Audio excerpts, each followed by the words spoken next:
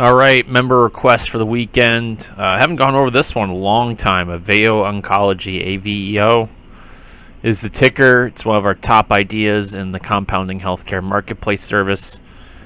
It's been an amazing trade. It's been an amazing investment. But this was a long road. This was not just for, for us as investors, but for the company. They worked real hard to get this done.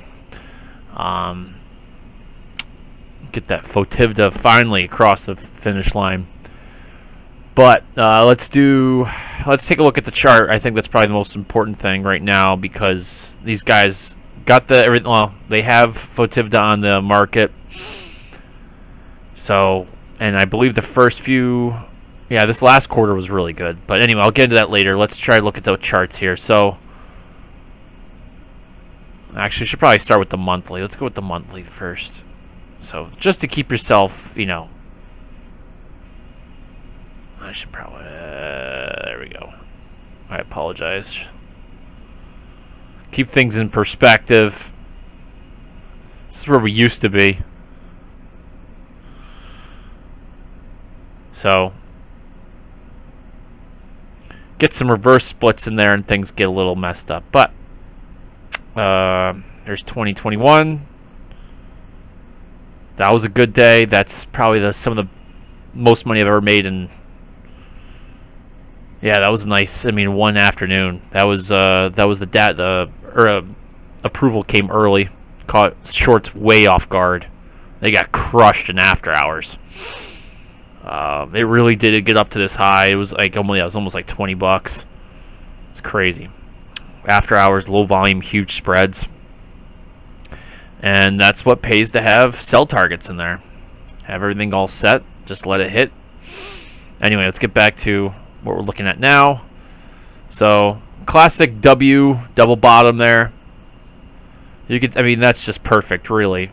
So, comes down, double taps at the bottom, comes up.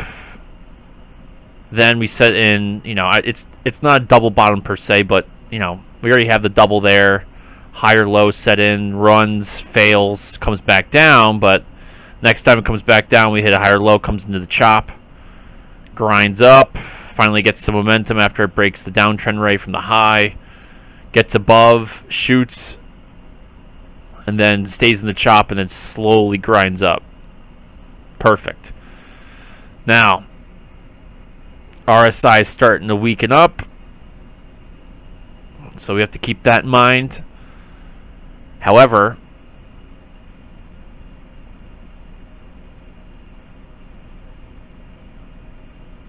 here's the market high, right? We're here.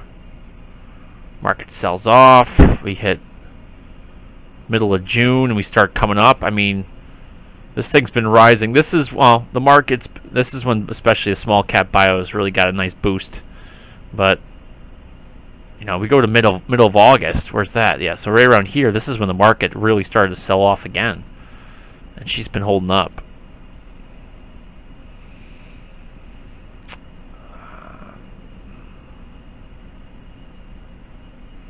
Anyway, we'll come back to this to talk the game plan. So where are we at? Where should we go? We should go probably... Let's go to the website first. Let's go to any news.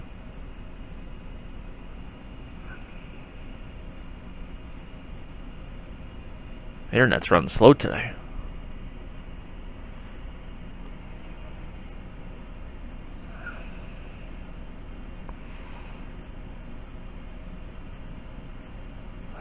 It's been a while.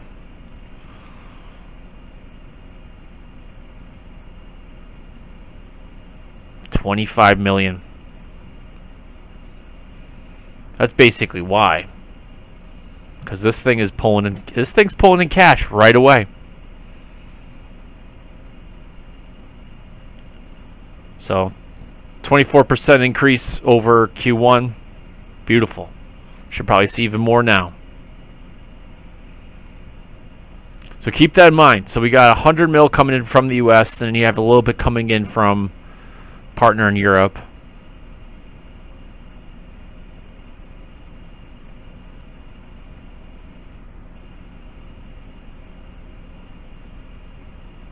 So dropping, well, oh yeah, because I don't think they're planning on starting their was it fixed aluminumab? I forgot how you spelled that one. Their monoclonal antibody. I think they've been holding off on that because of supply issues.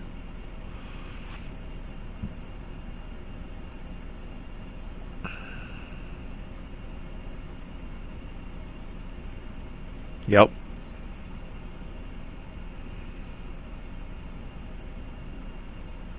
Solid launch from a small cap bio, man. Watch out.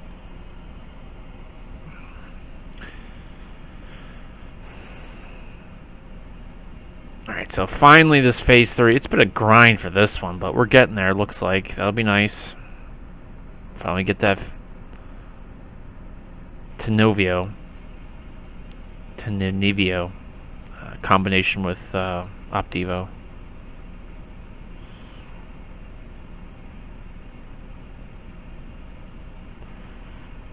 Sorry, I'm taking forever to read this stuff. Alright, so it's in there. Good.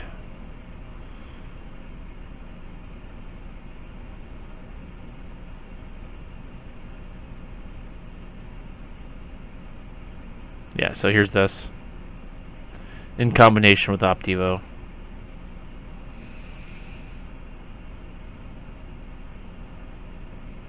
This is what, yeah, complete drug substance. Alright, enter.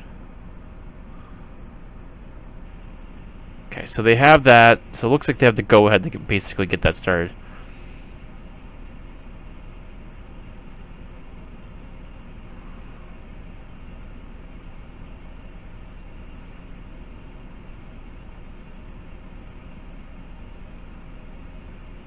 Oh, that's right. They're looking for somebody to help them out funding it because it's going to be big. So that's, if you got, yeah, it's got fast track designation. Someone might want, I don't want to say someone's going to have to, but someone really might want to get in on this. Yeah. Solid amount of cash. Look at that.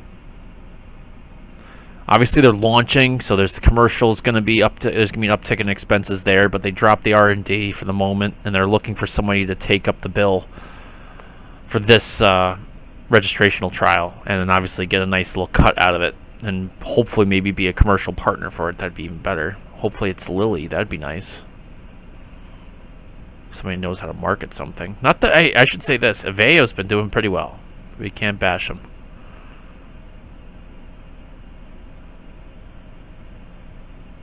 $2.4, yeah. So they're losing 8.3. So they have cash. They got cash and they're not burning hard. Now, 8.3, they could probably, I mean, probably next year we're looking at being cash positive EPS there. I mean, we'll probably have a good, I mean, after this Q3, we should probably have a good idea. Because Q4 should be strong. Q1s are not usually the greatest for biotech, but we'll see. 110 million. It's gonna be close. 50 mil there. 70. So they're gonna be losing just a little bit. So not far off. Gonna be real close by the end of the year.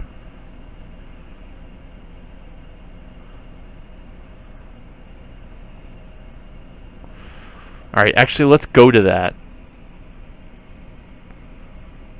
Let's see what this street has for their earnings estimates for these guys. I bet it is EPS net. Yes, look, next year.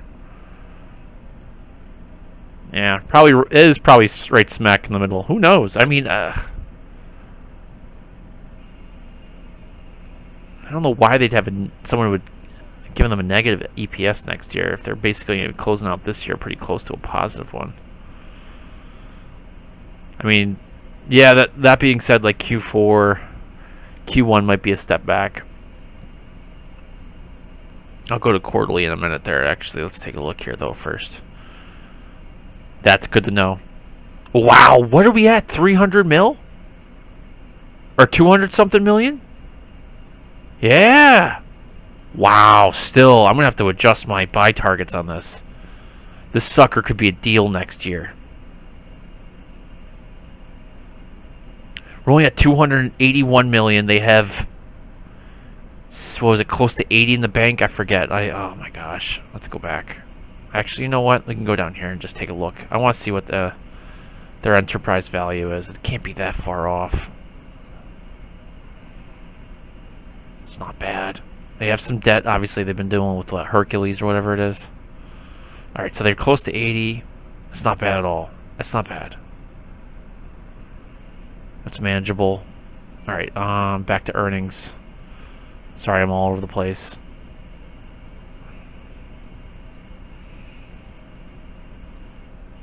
You guys can see how excited sometimes I get about when I find that, like, I was right, and then things are getting, or when you look away for a few months and you haven't really been keeping an eye on these guys, and then you realize, you know, where they're going to be close to 100. Yeah, 100. Well, we'll say 100, 110. This is not crazy to think that they'll see that just a little bit more growth next year. I mean, it's significant in terms of year-over-year growth, but I mean, that's not crazy because they're just getting started in terms of launch. But then their forward price to sales is less than 2, and they're going to be potentially reporting, I would suspect, reporting a positive EPS. And even if you had to wait 2 or 3 years, I mean, you're going to get less than 1. That's crazy.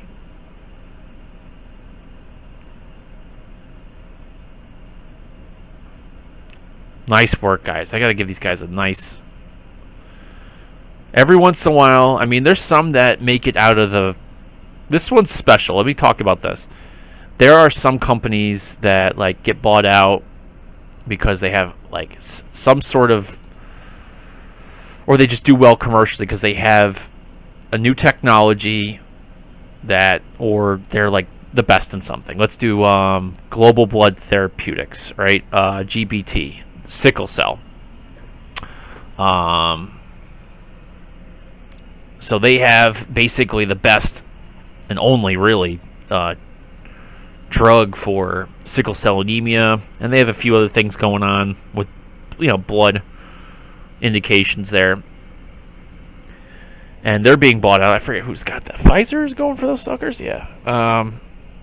That's a great example. Like, they were on, you know, they were showing like they were doing well commercially, and their pipeline and their science is solid. It was no surprise those guys were getting bought out. And then there's other times where a company has a commercial product and they just cannot move it, and it should be good, and they get bought out dirt cheap because their share price gets just decimated. They get shorted into oblivion because they just can't get into these doctor's offices. They can't push it. They just don't have the ability to do it. And that would be like Epizyme. They had a decent product and they got bought out. But every once in a while you'll get somebody like Aveo where they had they have a product, but it took them forever. I think this should have been proved like 3 years ago, I think.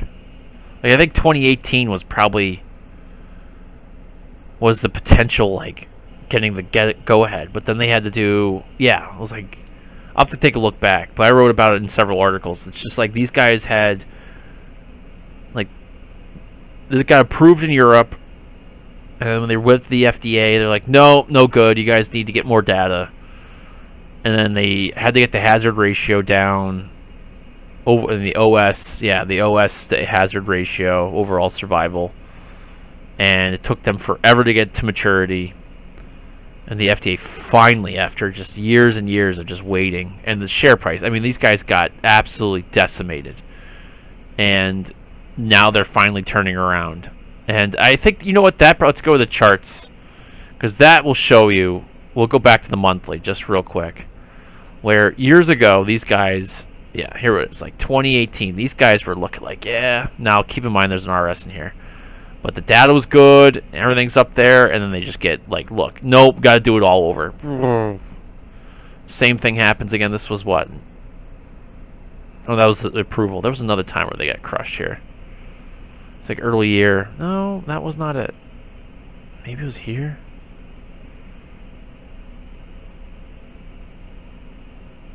Oh, no, maybe that was it. Yeah, maybe it was January 2019 where they had the... Yeah, that was probably it, because that's when the FDA said you guys got to do it over again. And they got crushed there. Or was it 2020? But anyway. So now they're here at discount. Good technical setup. Looks like they're on the way to reporting a positive EPS. They have another drug that just needs a registrational trial. So far the data looks good there. They just need somebody to pay the bill. They're not looking to... Which is smart, because let's talk about that, which is, hey, we are moving towards profitability, and we'd rather get the profitability and hand something else over that we have because I know they have several other, yeah, they have like a few, yeah. So we still can maximize Fotivda. So we have these other programs. This one's getting close. We'll see how this goes. But we have other avenues to potentially maximize Fotivda, which I think they have to like late 2020. I would say 2028, 2030. I think is when we might have to start worrying about IP there. But they have like another 2 or 3 years to really try to get maximize, or I shouldn't say totally, but you know, get as much as start really worrying about squeezing as much as they can out of Fotivda. It'd be great if someone else can take this out of their hands. They did the work. Now, if they can get a registrational trial going, and I don't want to say just hand it out, but maybe that might be the best idea. Someone, you know, picks up the bill. Again, let's think about Lilly would be a really great idea with Herbitics. And then a couple other pipeline programs. It'd be interesting where they go with these. I think, yeah, these two guys did well already in the clinic, and I think they're looking to get those going. I'm not sure about this one. I haven't looked too much in this guy. Notch.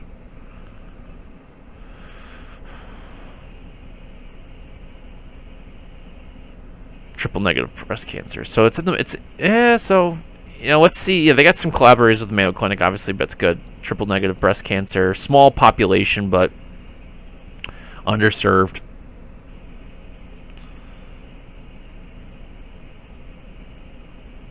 This one I know had, yeah, they had,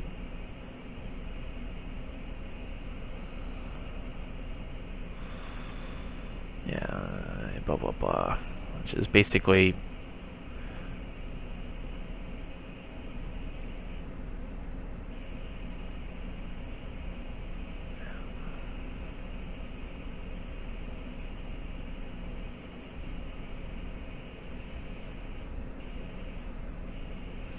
yeah, this one already had some good ones, yeah. This one has some promise. Completed the phase 1. There we go.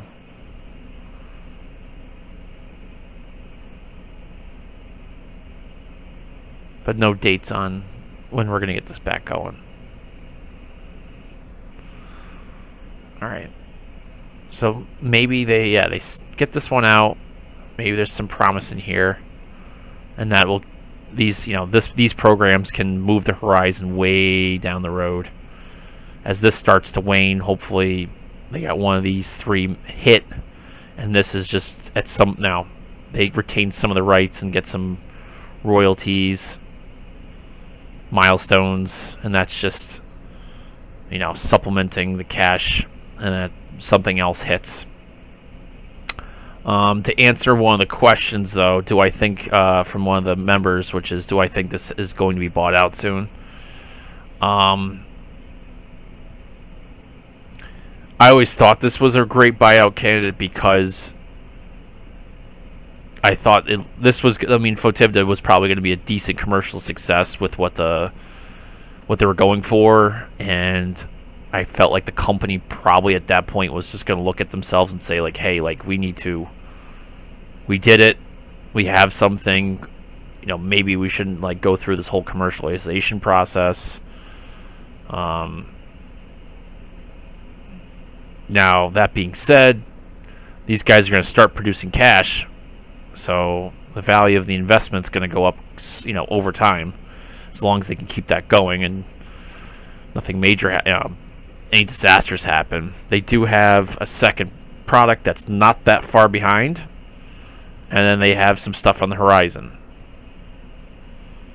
So, on one hand, these guys probably don't need to rush to look to get rid of, you know, to sell the company, because they have multiple layers going now. And if someone does want them, it's not going to be, you know, like, let's sell out, panic, let's just get out, you know, wipe our hands here. They can, I don't want to say a massive premium, because I don't think, I mean, some of this stuff is probably not extremely novel. You know, monoclonal antibodies and, you know, TiVo is not going to be demanding a massive multiple, but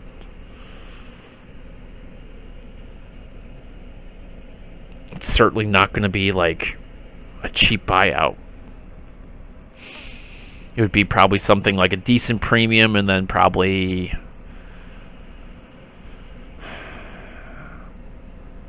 yeah, probably like a CVR based upon like commercial performance for TiVo, or maybe something if, you know, on TiVo, and then these guys, if they hit certain milestones commercially or clinically or commercially, regulatory.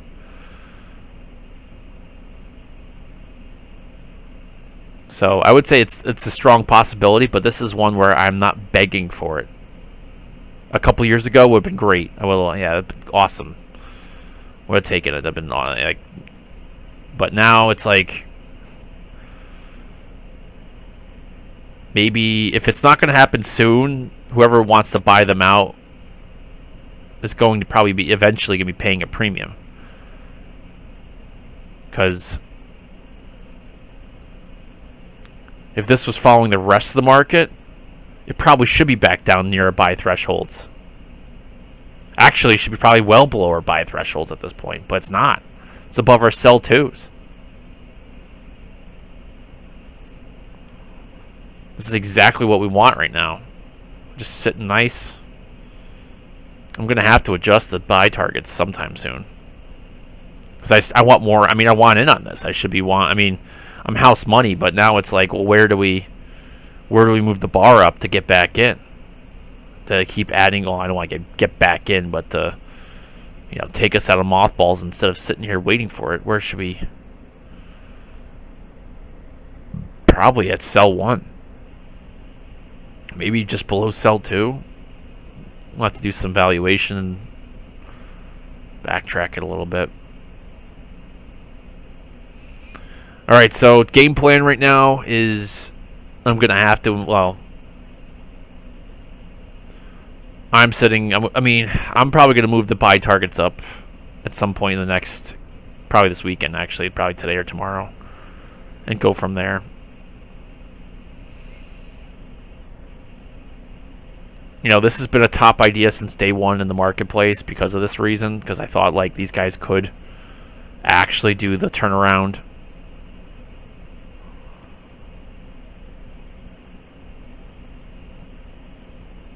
It's just really nice to actually see it, stuff like this happening. Where are you coming from? While the market's, you know, falling apart.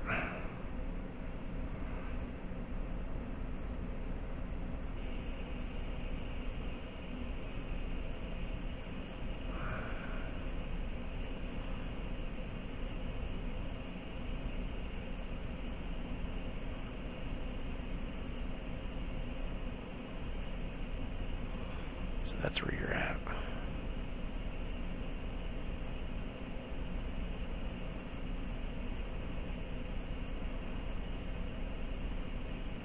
I feel like my computer might be overheating. It's been running for Stayed up almost all night last night doing work. So there's the next one. Yeah, I figured that was the situation. You could tell that was way too clean. So that's the next one in control here. Too many blues. But we're getting close. That's one. And it's probably another one. This one might be even stronger. Because you can see it right here. We're close though, but I'll go with these because, I mean, the wicks can usually get above outside the trend line, but notice, like, that's pretty clean. 1, 2, 3. These guys got out, but and these guys are closing below this one. It's in this area, but that's been thrown in. So there's another selling algo from the high there that they locked in. That's another ray. This red one's the big boy though. That's the long-term one. So maybe it does want to bring it back down. It's not aggressive though. I mean, honestly, if the market and the sector and the small caps want to catch a nice solid bid, it'll probably pop up above. But it fought. You can see, look at that. It was a red day, but it wanted to get out. It was above for the day, but then the selling pressure kept it down. Interesting. All right, I'll end that there. Yeah, I'll adjust those. And congrats for holding on to Aveo.